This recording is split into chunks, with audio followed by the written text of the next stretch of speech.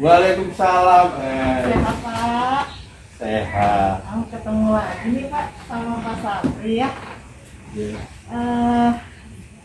Halo, saya sapa dulu teman-teman. Biar suaranya ada jelas. Iya, ya? kayaknya biar suaranya jelas saya buka aja ya. Assalamualaikum warahmatullahi wabarakatuh. Halo Sobat Teh dan Kina. Sekarang saya bersama peneliti pasca panen Pak Sabri.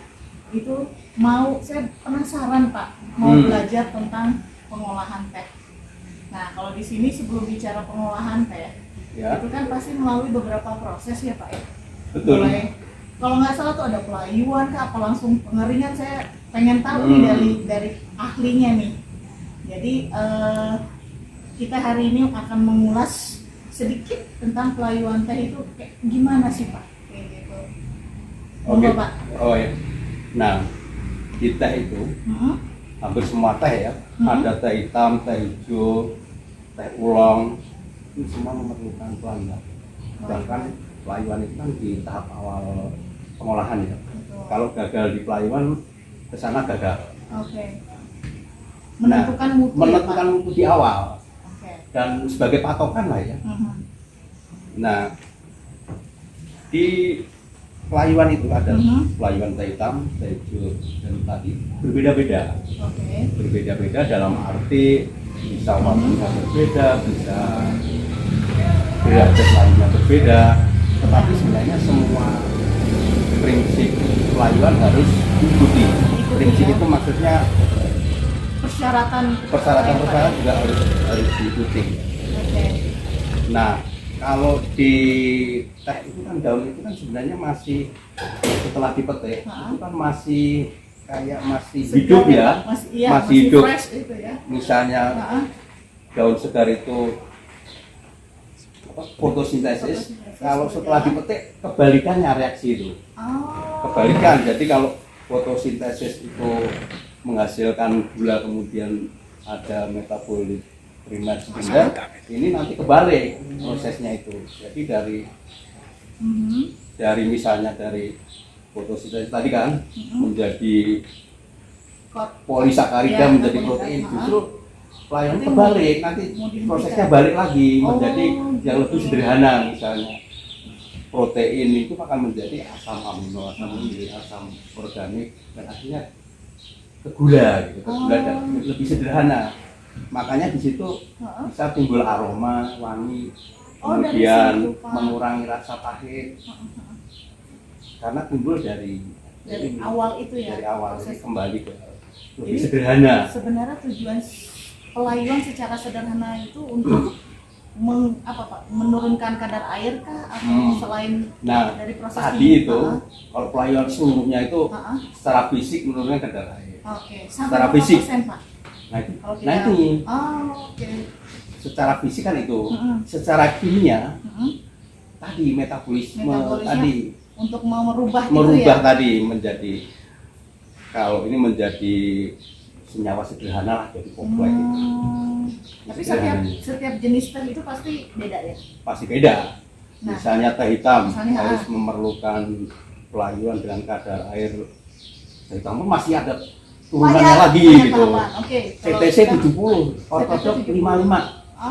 Nah, kalau penelitian itu sebenarnya kalau paling flash itu apa ya? Maksudnya paling lentur itu di 55. Makanya cocok untuk teh hitam yang kalau belum itu menjadi tidak sobek gitu di angka itu. Jadi daun itu mau diinjak juga nggak sobek karena udah istilahnya apa ya? Lentur dan kuat ya, kuat di ikatannya. Tapi sebenarnya dari proses pelayuan itu sendiri kalau kita bicara teh hitam Pak, itu tuh berapa lama sih Pak yang dibutuhkan? Kalau pelayuan untuk teh hitam, kalau pelayuan kimia sebenarnya di 14 jam. 14 jam. Pelayuan kimia ya. Yang pakai minimal ya, minimal. Withering itu bisa gitu ya? sampai 18-20 jam. Kadang-kadang kalau di CTC dipercepat. Kan juga kita mengering waktu yang bagus di pengolahan kan supaya aman semua itu 10 jam. 10 jam itu udah minim ya? Enggak sih, maksudnya paling aman, optimal. Setelah ke sana ya butuh turun sedikit, tapi kalau sebelum 10 jam maksudnya kalau 10 jam 11 jam proses ya. Kalau pelayuan kan tadi 14 jam. 14 jam. Tapi ada yang mempercepat sedikit. Karena toh nanti ada kalau nggak dipercepat kelewatan malah di dalam satu proses tuh. Biasanya berapa ketinggian Pak di pucuk itu? Dalam apa withering trough itu ya?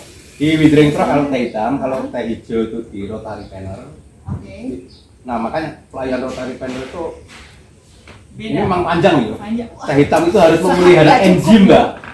Memelihara enzim, makanya pelayuannya itu kuncinya itu ya. Enzim dan senyawa-senyawa lain harus dipelihara supaya tetap aktif. Makanya waktunya lama, kemudian pelan, itu ada satu tujuan. Kenapa 14 jam? Karena supaya metabolisme tadi respirasi setelah pemetikan itu berjalan optimal, itulah aroma dan lain sebagainya. Kalau teh hijau itu lain, pelayuannya dengan udara panas supaya mengaktifasi enzim, udara panas langsung mati gitu kan, langsung inaktif sehingga warnanya pasti tetap hijau. Kalau di YT, kalau di YT itu pelayuannya lama ini. Bisa 1 sampai 3 hari tergantung matahari ya, dan tergantung kita buat pasar. Karena ini juga bisa variatif tergantung kita yang mau bikin berapa hari. Gitu Pak. Iya. Tapi idealnya memang 1 sampai 3 hari. 3 hari, biarnya nggak ujuk-ujuk langsung. Ini ya Pak ya, di ruangan ini ya. Di ruangan ini baik. Ini kapasitas berapa sih Pak kalau untuk kualitas sendiri Pak? Kalau ini bisa 40 kilo basah. 4 kilo basah. Untuk satu nampan ini bisa 300 gram. Jadi kalau 3 nampan ini kita kasih 1 kilo cukup. Gitu. Tapi memang setiap jenis teh itu mempunyai karakteristik masing-masing. Masing-masing pelayuannya juga harus mengikuti proses berikutnya, harus mau apa ini? Mau apa pelayuan bisa dikondisikan karena ini pertama ini. Dari pertama itulah kalau kitanya kurang tepat dalam menanganinya, akhirnya juga mempengaruhi ya Pak ya. Teh jadinya ya. Pelayuan ini banyak banget faktor ya, kompleks ya, apalagi teh hitam. Kompleks lagi. Apalagi kalau udah banyak lagi ya, banyak melayukan itu kompleks. Ya mulai dari udaranya berapa yang diperlukan, kemudian suhunya, kelembabannya. Nah itu tuh kita kemudian hasil akhir rata enggak?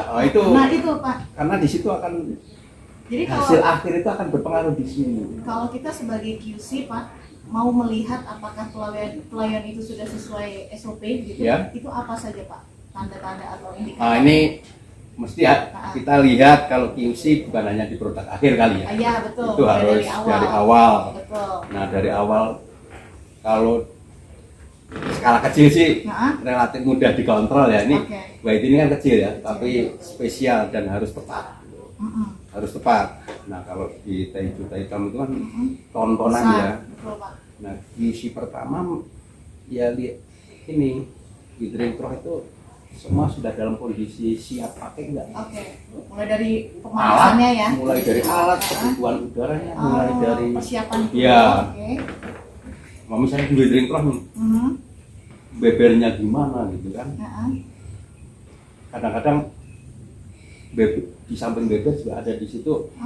Dia ditaruh di waring dipadetkan nggak? Kalau dipadetkan bebernya harus lebih ini lagi. Lebih ngiratnya harus lebih bagus untuk di awal. Nah, indikator akhir, misalnya masing-masing punya syarat pelayu kan, itu bisa kita secara fisik ya bisa kita pegang, misalnya sudah masih patah-patah enggak di internet itu, kalau masih patah jadi belum. Misalnya, nah yang jelas kalau mau ini kadar airnya itu masing-masing. Kadar airnya ada langsung alat ukurnya? Ada alat ukur, harus diukur memang kadar harus air. Berapa Pak kalau yang tadi? Kalau ortodok itu 55 bagus. 55 ya. Itu bisa naik ini ya karena tergantung ini juga ya Pak. Ya. Harapannya tidak bervariasi di pucuk itu. Yang 150, 160 kalau di rata-rata tetap 55 tapi itu enggak bagus. Jangan rata-ratanya tapi rataannya lebih dari 90% rata. Di angka 55 itu apa? Di 90% 90%. nanti setelah dari situ untuk proses pengolahan selanjutnya tuh jauh lebih ini ya Pak ya. Lebih pasti Iya. pasti dari Sudah bisa, ya itulah konsistensi ya Pak. konsistensi. Penting Nanti sekali. mutu akhir itu bukan hanya dilihat dari binar kualitas, tapi juga nanti jadi Proses, ya. bentuknya gimana itu juga Oke. berpengaruh sekali di pelayuan. Pengaruh hasil akhir. Wah, Makanya harus pelayuan ini harus mandor pelayuan harus bener-bener, misalnya ini mandor Iya, ya, iya. itu harus bener-bener tahu persis. betul Kalau lewat gimana, kriteria kalau yang kurang baik gimana, gimana. kalau saya ini harus ngapain, kalau udaranya apa kelembapan enggak, ternyata ada ya? kabut gitu, itu harus diperhatikan. Oh gitu Pak. Pengaruh musim juga Pak. Ini nggak sih? Sangat, Pak? sangat. Ya kan? Makanya apa lamanya Ya misalnya pelayanan ortodok pas musim kemarau nggak, rata-rata nggak perlu panas misalnya, Ah, dengan udara segar jauh lebih bagus. oke. Wah, menarik banget. Ini kita aja baru ngebahas satu proses ya Pak di awal Proses ini pelayuan. pun Iya. baru permukaan, Baru, iya. padahal bahas satu proses bisa Untuk menjadi setengah jam, dua jam nggak selesai. Iya, benar. Wah, saya butuh 3 SKS kayaknya Pak. Iya, sama nanti praktikum Pak ya. Praktikumnya tambah lagi. Iya. Aduh, menarik banget nih Pak Sabri nih. Kayaknya nggak cukup nih kalau kita bicara per jenis teh pelayuan itu gimana. Tapi secara umum udah terbayang ya Ya, bahwa secara umum. betapa pentingnya dari proses pelayuan itu mulai awal pengolahan teh Ya. itu akan menentukan hasil Mutu akhir, hasil mutu akhir karena itu. teh jadi. Jadi ketika kita ingin mendapatkan hasil teh akhir yang baik, dari situlah Dari kita- situ mulainya, nggak bisa dari pengolahan. Dan itu gagal kan, di situ gagal. dan tidak bisa dibohongi ya Pak ya. Di Nggak hasil bisa, akhir nggak itu bisa. Kesalahan di awal Nggak bisa dibohongi, Wah, kelihatan. luar biasa. Makanya betapa luar biasanya nih mengolah daun teh Ya. yang mulai dari teh fresh sampai menjadi kita Ya. siap minum Ya, siap itu minum. loh Pak. Baru di pelayan Yang udah teh begitu. cantik. Belum Iya. nanti gulungnya, Belum nanti gulungnya nah, keringnya, itu menarik sekali. sortasinya. Gitu. Wah, nanti mungkin kita pada channel berikutnya Pak. Iya. Saya akan membahas ini baru pelayuan, mungkin nanti Iya. ada penggilingan, penggulungan ya Pak ya. Iya. Terus pengeringan, nah itu menarik Iya. banget. Pas nanti di akhir bagaimana sih hasil teh akhirnya itu. Nah teman-teman mungkin kita bisa simpulkan kalau proses pengolahan teh itu tidak hanya pada satu faktor. Jadi mulai dari kalau kita bicara di pasca panen pengolahannya itu dari mulai pelayuan sampai hasil akhir itu sangat berkaitan. Sangat. Berkaitan. Jadi betapa Sangat pentingnya informasi maupun keterampilan ya dan Ya. kemampuan tiap para mandor, para QC dan lain-lain itu untuk selalu mengontrol ya Pak ya hasil Iya, kontrol tiap penting. prosesnya gitu. Prosesnya relatif banyak Betul, dan berarti rumit baik, ya. betul, Ya, kalau rumit, nggak rumit dikontrol, sekali. Jadi ketika kita minum teh itu, kalau kita membayangkan di pabrik, wah betapa banyaknya ya proses ya. sebelum menjadi itu gitu. Ya mungkin begitu dulu Pak Sabri. Terima kasih banyak ilmunya, informasinya. Mudah-mudahan bisa bermanfaat buat sobat teh dan kina semuanya. Kita ketemu lagi sampai channel berikutnya. Assalamualaikum warahmatullahi Assalamualaikum. wabarakatuh. Terima kasih.